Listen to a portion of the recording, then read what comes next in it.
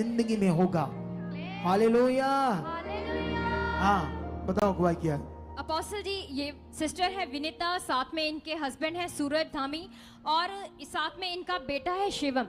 और अपोस्टल जी, ये सिस्टर अपनी गवाही बताती कि 5 साल से इनको दुष्ट आत्मा थी, जिसके कारण दुष्ट आत्मा रॉन्ग रिलेशन बनाती थी। बहुत ज्यादा बुखार इनको हर टाइम रहता था, नींद नहीं आती थी, पूरी बॉडी में इस बहन के दर्द ही रहती थी। और बताते कि 20 साल से लगातार कमर में दर्द जो हटी नहीं थी इनकी कभी भी, और इतनी दवाइयां खा चुके थे अपोस्टल जी। और 2 साल से जो इनके दिल में जलन हो रही थी बहुत ज्यादा, उस कारण से बताते कि लाखों का खर्चा करवा चुके थे, इतना इनका ट्रीटमेंट चला, लेकिन फिर भी बताते कहीं से भी इनका भला नहीं हुआ।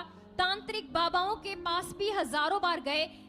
सिर्फ जलन ही रहती थी शरीर में के दिल में, दिल के अंदर, छाती हार्ट के में अंदर, पूरी तरह छाती जलन पूरी में जलन रहता था। जी अपोस्टल जी। और लाखों रुपए डॉक्टरों को खर्च कर दिए जी अपोस्टल जी। और तंत्री बाबाओं के पास भी गए। बहुत अच्छा फिर बताओ। और उसके बाद ये बताते हैं कि अपोस्टल जी कहीं से भी इतने सालों तक इनका हल नहीं हुआ। फिर बताते कि उसके बाद इनको जो सामुदामी विश्वासी हैं उनके, ये इनके रिश्तेदार हैं, और बताते जब उन्होंने इनको गुड न्यूज दी तो फिर दिसंबर मंथ में यहाँ पर आए थे। और अपोस्टल जी तब बताते हैं कि जब सिस्टर पर आपके द्वारा लेहन प्रार्थना हुई, उसके बाद इनकी पूरी तरह से डिलीवरेंस हो चुकी है। जैसे इसकी ले हैंड होती है उसके बाद कब से ये वो सारी बीमारी चल गई, कितने महीने हो गए? 20 साल से तो कमर की दर्द थी, और 5 साल से दुष्ट आत्मा का बहुत ही इनके ऊपर प्रभाव था। और जलन कब से थी? 2 साल से इनको वो सारी बीमारियां एक साथ ही कब आई थे ये ले हैंड करवाने? अपोस्टल जी 19 दिसंबर 2024 को, 24 को आए थे 7 दिसंबर महीने में, पहले, जी। और आज लगभग 7 महीने हो गए, पूरी तरह से हील है। अच्छे से जिंदगी जी रहे हो आप लोग? और उसके जय मसीह पापा, जय मसीह की। कलीसिया जी, अच्छे से जी रहे हो ना जिंदगी आप? अच्छे से जिंदगी। और पहला स्थान परमेश्वर को देना जिसने इतना बड़ा काम किया। बिल्कुल पिता। तारीफ करो इस बड़ी गवाही। हाँ, और इनके बेटे की आज एक अमेजिंग प्रोटेक्शन की गवाही मैं देना इनके चाहती हूँ। बेटे की? जी हाँ बताओ। अपोस्टल जी, ये बेटा शिवा में 8 साल का, और बताते कि 1 महीना पहले ये बच्चों के साथ खेल रहा था नदी के किनारे, और नहाने चले गए वहां, तो कोकोनट होते हैं जो नारियल, तो उससे खेल रहे थे जैसे फुटबॉल की तरह, तो पानी के बीच में खेल रहे थे अपोस्टल जी। अचानक से तेज बहाव आया पानी का, और बताते कि ये जो बच्चा था ये नारियल को पकड़ते इतनी दूर चला गया कि बहाव में बह गया।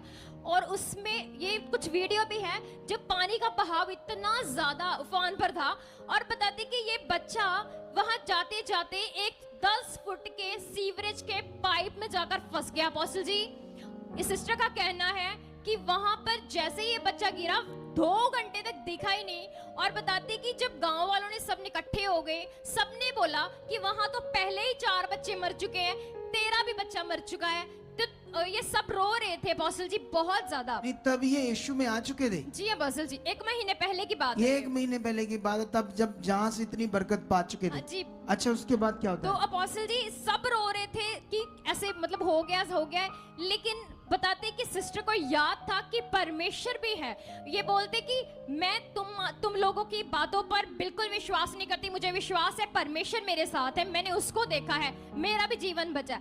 तो ये उसके बाद जो इन्होंने रोना छोड़ा, लेकिन उसके बाद बताते कि उन्होंने पूरी तरह से अपना मन परमेश्वर को देके पुकारना शुरू किया कि परमेश्वर मेरा बच्चा तेरे हवाले है। देखो आंसू आ गए बच्चे के छोटे से। जब इससे बात करते हैं उसकी मम्मी भी देखो रोने लगी, उसकी माँ भी। अच्छा हुआ यहाँ की पॉजिटिव शिक्षा इनको समझ आ गई जिससे बचाव होता है। वो छोटे से बच्चे से बात कराओ मेरी। जब तू पानी में, वो बच्चे जब तू पानी में फंस गया था, कहाँ फंसा हुआ था? पूल में फंसे गया था। तो कैसे तेरा सांस आ रहा था वहां थोड़ा थोड़ा? ये पूरा डूबा हुआ था तू? नहीं थोड़ा बहुत तो मुंह ऊपर होगा ना पानी से। आँख नहीं लगता था। है? आँख नहीं आँख खुल नहीं रही थी अपोस्टल जी इसकी, बिल्कुल भी आंखें पूरी तरह बंद हो चुकी थी। कैसा था वो? 10 फीट? 10 फीट लंबाई था पापा जी। सीवर था? हाँ, उसके अंदर था? 10 फीट का लंबाई था। हाँ। और 2 फीट ऊपर से पानी चल रहा था रोड के ऊपर से, समझ गए?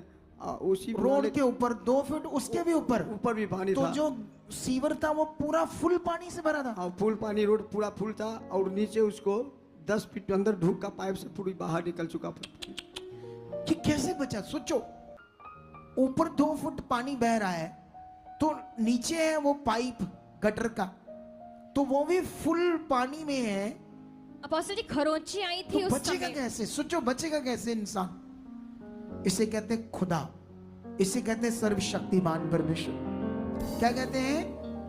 अगर ये इसकी माँ रोना शुरू कर देती, उस बिलीव में ना रहती जो इसने यहां से सीख लिया था, ये तभी अपने बच्चे को दोबारा पा पाए, क्योंकि इन्होंने वो फेथ पकड़ कर रखा जो इन्होंने यहां से सीखा था प्रभु यीशु के ऊपर। कितनों को बात समझ आ रही?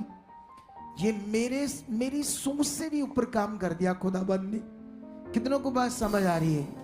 अब देख लो, अब मैं तो वहां इनके साथ नहीं था, मेरा सिखाया हुआ परमेश्वर का वो कलाम वचन इनके साथ था, और उसके द्वारा खुदा इनके साथ था, जिससे इन्होंने अपने बच्चे को पाया, नहीं तो आज दुनिया में ये जिंदा ना होता।